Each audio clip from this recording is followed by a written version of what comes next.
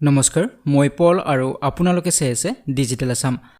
আজিৰ ভিডিঅ'টিত আমি আলোচনা কৰিম এটা কবিতা ফাকি। এই কবিতা ফাকি 2019 চনৰ ডিসেম্বৰ মাহৰ সিটেট এক্সামত আহিছিল, পেপাৰ 2 আহিছিলে। আপোনালোকৰ বিভিন্নজনে কমেন্ট কৰিছে যে কবিতা ফাকিবোৰ আলোচনা কৰিব লাগে। মই আগতো কবিতা ফাকি কিছু আলোচনা কৰিছো, তিনিটা কবিতা ফাকি আলোচনা কৰাই হৈছিলে 2014-12 এনে ধৰণৰ ইয়াৰ বিলাকৰ যিবিলাক কবিতা ফাকি আছিল সেইবিলাক আমি আলোচনা কৰিছো অলৰেডি। আপোনালোকে যদি চোৱা নাই প্লেলিষ্টত গৈ আপোনালোকে চাই ল'ব, প্লেলিষ্টৰ লিংক তলত দিয়া আছে। সো আজিৰ ভিডিঅ'ত আন এটা কবিতা ফাকি আমি আলোচনা কৰিম, এটো চতুৰ্থ কবিতা ফাকি হ'ব।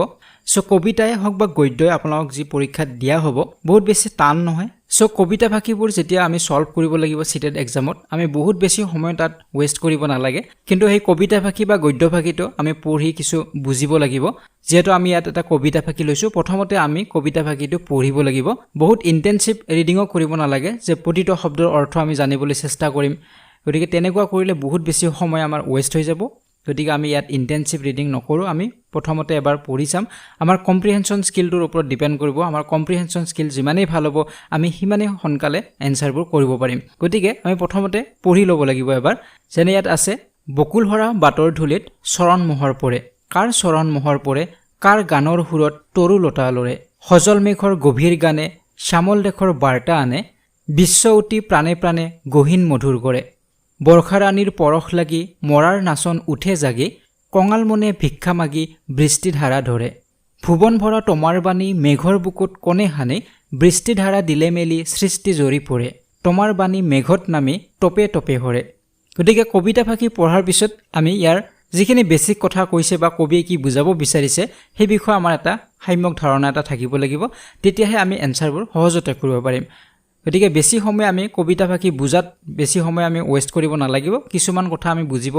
নোৱাৰিব পাৰো, হয়তো আমি কবিতা ফাকি আগত পঢ়া নাই গতিকে বা আগত আমি পোৱা নাই, গতিকে আমি কবিতা ফাকি ভালদৰে বুজি নাপাব পাৰো। সেইবুলি আমি এনসাৰবোৰ যে কৰিব নোৱাৰিম তেনেকুৱাও কথা নহয়। কিছু দুই এটা এনসাৰ আমি কৰিব নোৱাৰিব পাৰো, কিন্তু বেছিভাগ এনসাৰ আমি কৰিব পাৰিম। আৰু যেহেতু অপশনবিলাক দিয়া থাকিব গতিকে আমাৰ কিছু ইজি হয়, আমি গেছ কৰিব পাৰো, আইডিয়া কৰি আমি এনসাৰবোৰ কৰিব পাৰো। কিন্তু আইডিয়াবিলাক লজিক্যাল হ'ব লাগিব, এনে আইডিয়া কৰি দিলে নহব, কিছু লজিক থাকিব লাগিব। যেনেদৰে প্ৰথম যেটো কোৱেশ্চন ইয়াতে কি কৈছে, চৰণ মোহৰ মানে কি বুজোৱা হৈছে। যে চৰণ মোহৰ আমি ক'ত পাইছো অলপ আগতে যেটো পঢ়িলো আমি, আমাৰ মনত থাকিব লাগিব কোনখিনিত আছিলে। লাইন নম্বৰ 2 আছিলে চৰণ মোহৰ পৰে। গতিকে আমি প্ৰথমৰ শাৰীটো পঢ়িছো, বকুল হৰা বাটৰ ধূলিত চৰণ মোহৰ পৰে।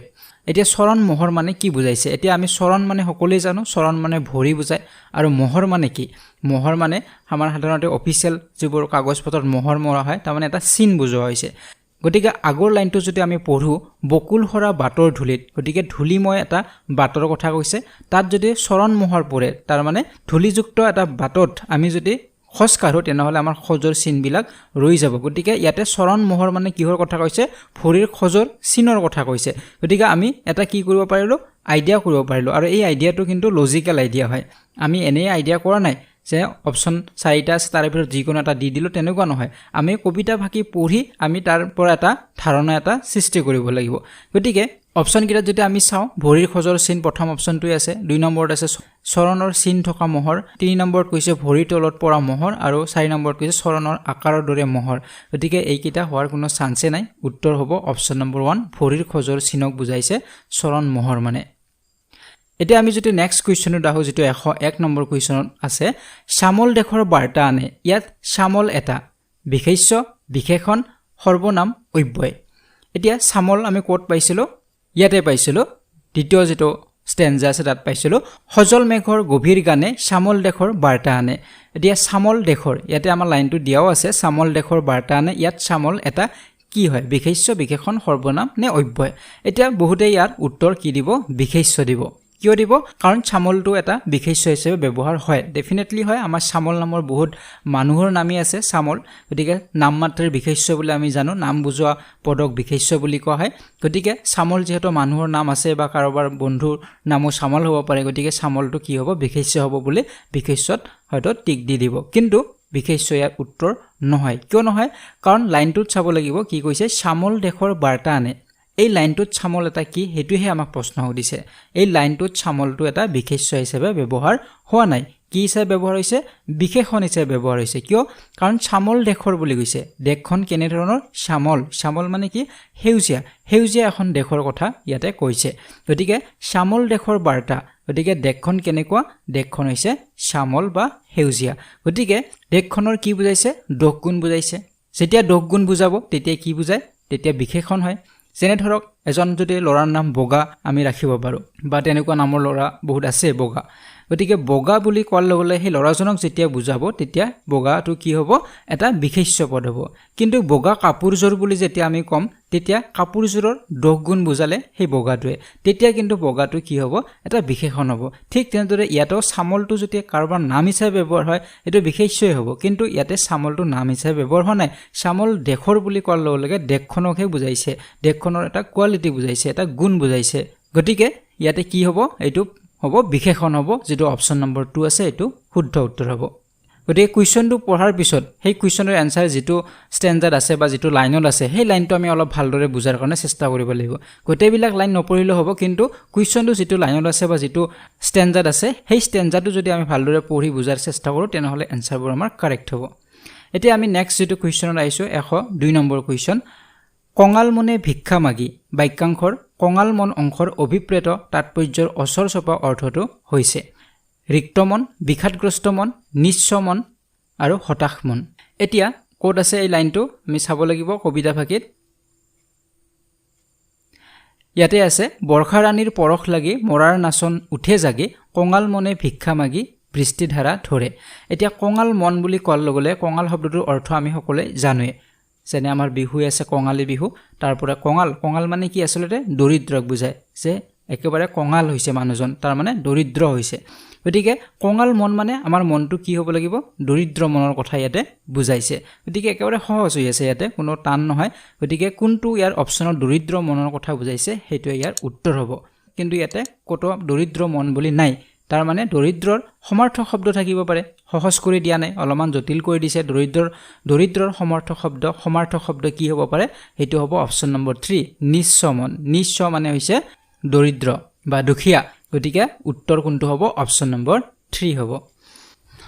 এটা আছে 103 নম্বৰ যেটো কোৱেশ্চন লৰে কৰে ধৰে আদিত কি বিভক্তি যোগ হৈছে প্ৰথমা চতুৰ্থী ষষ্ঠী আৰু সপ্তমী এতিয়া লৰে কৰে ধৰে এইবিলাক কবিতা ভাষিত আছে যেনে ধৰক ইয়াতে বৃষ্টিধাৰা ধৰে আছে ঠিক তেনেদৰে ইয়াতে সৃষ্টি জৰি পৰে আছে ঠিক তেনেদৰে ইয়াতে তৰুলতা লৰে আছে এইবিলাক ইয়াত কবিতা ভাষিত আছে গতিকে এইবিলাকত কি বিভক্তি যোগ হৈ আছে হেতু হল প্ৰশ্ন গতিকে বিভক্তিৰ চিনৰ ওপৰত মই অলৰেডি এটা ভিডিও বনাইছিলো আপোনালোকে সেই ভিডিওটি কাইন্ডলি চাই লব মই আই বটনত লিংকটো দি দিছো আপোনালোকে আই বটনত প্ৰেছ কৰি এই ভিডিওটি চাব পাৰিব বা প্লেলিষ্টৰ লিংকত গলেও আপোনালোকে সেই ভিডিও বিচাৰি তাত চাই লব পাৰিব গতিকে তাত আমি বিভক্তিৰ চিনবিলাক আলোচনা কৰিছিলো যে আমাৰ প্ৰথমা বিভক্তি দ্বিতীয় বিভক্তি তৃতীয় চতুৰ্থী পঞ্চমী ষষ্ঠী আৰু সপ্তমী এই বিভক্তি বিলাকত কি কি চিন ব্যৱহাৰ হয় হেবিলাক আমি আলোচনা কৰিছিলো গতিকে যেনে প্ৰথমা বিভক্তিত এ আৰু ই বুজায় যেনে ৰামে একাৰ বুজাইছে আৰু কেতিয়াবা হ্ৰস্বই বুজাব যেনে লৰাই বুলি ক'লে এতে হ্ৰস্বই বুজাইছে মই বুলি ক'লে হ্ৰস্বই বুজাইছে গতিকে এই বিলাকত কি বিভক্তি যোগ হৈ আছে প্ৰথমা বিভক্তি যোগ হৈ আছে ঠিক তেনেদৰে দ্বিতীয় বিভক্তি যদি কোৱা হয় তাত অক হ'ব যেনে ৰামক বুলি কোৱাৰ লগে লগে কটোৱে কি বুজাইছে অক বুজাইছে লৰাক বুলি কোৱাৰ লগে লগে অক বুজাইছে গতিকে এইবিলাকত দ্বিতীয় বিভক্তি যোগ হৈ আছে ঠিক তেনেদৰে এটা তৃতীয় বিভক্তি ৰেডি দ্বাৰা চতুৰ্থী হ'ব ক আৰু লৈ পঞ্চমী পৰা ষষ্ঠী ৰ আৰু সপ্তমী ত এইবিলাক আমি আলোচনা কৰিছো অলৰেডি গতিকে এই ভিডিওটি চালে আপোনাৰ কনসেপ্ট একেবাৰে ক্লিয়াৰ হৈ যাব বিভক্তিৰ চিনৰ ওপৰত গতিকে ইয়াতে কি কৈছে লৰে কৰে ধৰে তাৰ মানে ইয়াতে এ আছে হেখত যেনে একাৰ আছে লৰেত একাৰ কৰেত একাৰ ধৰেত একাৰ গতিকে একাৰ যত যোগ হ'ব হেতুত কি বিভক্তি বুলি কয় প্ৰথমা বিভক্তি আমি মাত্ৰ কলো যে প্ৰথমা বিভক্তি এ আৰু ই যোগ হয় যেনে ৰামে ইয়াতে একাৰ হৈছে আৰু ইফালে হ্ৰস্বই যোগ হৈছে গতিকে ইয়াৰ উত্তৰ কি হ'ব অপচন নম্বৰ 1 হ'ব প্ৰথমা বিভক্তি ঠিক তেনেদৰে বেলেগ বিভক্তিৰ ওপৰতো আপোনালোকক দিব পাৰে গতিকে সেই ভিডিওটি আপোনালোকে চালে গোটেইখিনি বুজিব পাৰিব এতিয়া আহিছো কোৱেশ্চন নম্বৰ 104 লৈকে সজল মেঘৰ গভীৰ গানে শ্যামল দেশৰ বাৰ্তা আনে এই পংক্তিটোৰ তাৎপৰ্যৰ অচৰ চপা অৰ্থ হৈছে গতিকে সজল মেঘৰ গভীৰ গানে শ্যামল দেশৰ বাৰ্তা আনে এই লাইনটোৱে কি অৰ্থ বুজাইছে ইয়াতে প্ৰথম লাইনটোত আমি পাইছো যে মেঘৰ কথা হৈছে তাৰ পিছত দ্বিতীয় লাইনত কি হৈছে সামল দেশৰ কথা কৈছে সামল দেশ মানে সেউজীয়া দেশ মানে আমাৰ পৃথিৱীখন কেতিয়া সেউজীয়া হয় যেতিয়া আমাৰ বৰষুণ আহে গতিকে ওপৰৰ যিটো লাইনটোত ডেফিনেটলি বৰষুণৰ কথা কৈছে যে যেতিয়া মেঘ আহিব বা বৰষুণ দিব তেতিয়া আমাৰ কি হ'ব পৃথিৱীখন সেউজীয়া হ'ব কাৰণ বৰষুণ দিলে গছ লতাবোৰ পৰিষ্কাৰ হয় নতুন পাতে গজালি মেলে আমাৰ ধানবোৰ সোণালী হয় গতিকে এই কথাষাৰিত কি কৈছে যে বৰষুণে আমাৰ পৃথিৱীখন সেউজীয়া হোৱাত সহায় কৰে বা বৰষুণ আহিলে আমি এটা ইংগিত পাওঁ যে এতিয়া বৰষুণ আহিছে মানে আমাৰ পৃথিৱীখন সেউজীয়া হ'ব গতিকে সম্ভাৱনা এটা আনি দিয়ে গতিকে উত্তৰ কোনটো হ'ব অপচন নম্বৰ 1 হ'ব বৰষুণে প্ৰকৃতি সেউজীয়া হোৱাৰ সম্ভাৱনা কঢ়িয়াই আনে এতিয়া 2 নম্বৰত কি কৈছে যে প্ৰকৃতি সেউজীয়া হ'বলৈ বৰষুণ লাগে কিন্তু এইখিনি কথা ওপৰৰ এই কবিতা ভাষিত কোৱা নাই ইয়াতে কোৱা নাই যে আমাৰ দেশখন সেউজীয়া হ'বলৈ বৰষুণ লাগিবই বুলি কোৱা নাই কৈছে কি সজল মেঘৰ গভীৰ গানে সামল দেশৰ বাৰ্তা আনে যে বাৰ্তাহে আমি পাওঁ যেতিয়া আমাৰ মেঘ আহিব বা বৰষুণ দিব তেতিয়া আমি গম পাওঁ যে আমাৰ গছ লতাবোৰ ধুনীয়া হ'ব ধাননি পথাৰখন আমাৰ ধুনীয়া হ'ব আমি এটা কি পাম বাৰ্তা পাওঁ গতিকে বাৰ্তা শব্দটোৰ কাৰণে ইয়াতে কি পাইছো আমি সম্ভাৱনা এটা কঢ়িয়াই আনে গতিকে সেই হিচাপত ইয়াৰ উত্তৰ হ'ব অপচন নম্বৰ 1 বৰষুণে প্ৰকৃতি সেউজীয়া হোৱাৰ সম্ভাৱনা কঢ়িয়াই আনে এতিয়া আহিছো কুৱেশ্যন নম্বৰ 105 লৈকে আৰু এই কবিতা ভাষাৰ এইটো শেষৰটো কুৱেশ্যন চঞ্চল ধ্বংস কঙাল শব্দকেইটাৰ বিপৰীত শব্দকেইটা একাধিক্ৰমে এতিয়া চঞ্চলৰ বিপৰীত শব্দ কি হ'ব ধ্বংসৰ বিপৰীত শব্দ কি হ'ব বা কঙালৰ বিপৰীত শব্দ কি হ'ব এতিয়া গোটেইকেইটাৰে আমি বিপৰীত শব্দ নাজানিব পাৰো তথাপিও আমি ইয়াৰ এনসাৰ উলিয়াব পাৰিম যদি আমি দুটাৰ এনসাৰ জানো তেতিয়া আমি উলিয়াব পাৰিম সাপোজ ধৰি ললো আমি চঞ্চলৰ অপোজিট শব্দ নাজানো কিন্তু ধ্বংসৰটো আমি জানো কঙালৰ আমি জানো এতিয়া ধ্বংসৰ অপোজিট কি হ'ব পাৰে বিপৰীত হ'ব পাৰে সৃষ্টিৰ অপোজিট ধ্বংস আমি সকলোৱে জানো কিন্তু ইয়াৰে সৃষ্টি যদি আমি চাওঁ অপচন 2 তো সৃষ্টি আছে 3 তো আছে আৰু 4 তো আছে কিন্তু 1 নম্বৰত নাই গতিকে 1 নম্বৰটো আমি এলিমিনেট কৰি দিব পাৰো এইটো এনসাৰ হ'ব নোৱাৰে এতিয়া যদি আমি চাওঁ কঙালটো চাব লাগিব কঙালৰ অপোজিট কি কঙাল মানে আমি অলপ আগতে পালো যে দৰিদ্ৰ বুজায় গতিকে তাৰ অপোজিট কি হ'ব পাৰে তাৰ অপোজিট ধনী হ'ব পাৰে গতিকে 3 নম্বৰ দৰিদ্ৰ আছে দৰিদ্ৰটো সমাৰ্থক শব্দহে হ'ল বিপৰীত শব্দ নহল গতিকে বিপৰীত হ'ব লাগে ধনী হ'ব লাগিব ধনী কোনটোত আছে অপচন নম্বৰ 2 আছে গতিকে এইটোৱে ইয়াৰ এনসাৰ হ'ব কাৰণ অপচন নম্বৰ 4 ত যেটো আছে সচ্ছলটোও বুজায় কিন্তু ধনী নুবুজায় যে তেওঁৰ অৱস্থা সচ্ছল বুলি আমাৰ মানুহে কয় তাৰ মানে তেওঁৰ অৰ্থনৈতিক যেটো অৱস্থাটো ভাল বুজায় কিন্তু ডাইৰেক্টলি কঙালৰ যেটো অপোজিট সচ্ছল নহয় কঙালৰ অপোজিট হ'ব ধনীয়ে হ'ব গতিকে ইয়াৰ উত্তৰ হ'ব অপচন নম্বৰ 2 চঞ্চলৰ অপোজিট শান্ত ধ্বংসৰ অপোজিট সৃষ্টি আৰু কঙালৰ অপোজিট হ'ব ধনী গতিকে এনেদৰে আমি সলভ কৰিব লাগিব আমি কবিতা ভাষী ভালদৰে বুজি নাপাব পাৰো ইয়াতো আমি কবিতা ভাষী আলোচনাই কৰা নাই আগৰ কবিতা ভাষীবিলাক মই বিস্তৃতভাৱে আলোচনা কৰিছিলো প্ৰতিটো শব্দৰ অৰ্থ মই বুজাই দিছিলো আপোনালোকে সেই ভিডিঅ'বিলাক চাব পাৰে কিন্তু ইয়াতে মই এই কাৰণে বুজাই দিয়া নাই কাৰণ আমি কবিতা ভাষী বুজি নাপালেও আমি এনসাৰবোৰ কৰিব পাৰো অলপমান আমাৰ লজিক থাকিব লাগিব বা কম্প্ৰিহেনশন স্কিলটো আমাৰ থাকিব লাগিব তেতিয়া আমি এনসাৰবোৰ কৰিব পাৰো আৰু যেতিয়া আমি গেছ কৰিম বা আইডিয়া কৰি এনসাৰবোৰ দিম তেতিয়াও আমাৰ এটা লজিক থাকিব লাগে এনে আইডিয়া কৰি 2 3 4 কৰবা এটা দি দিলো তেনেকুৱা হ'ব না লাগিব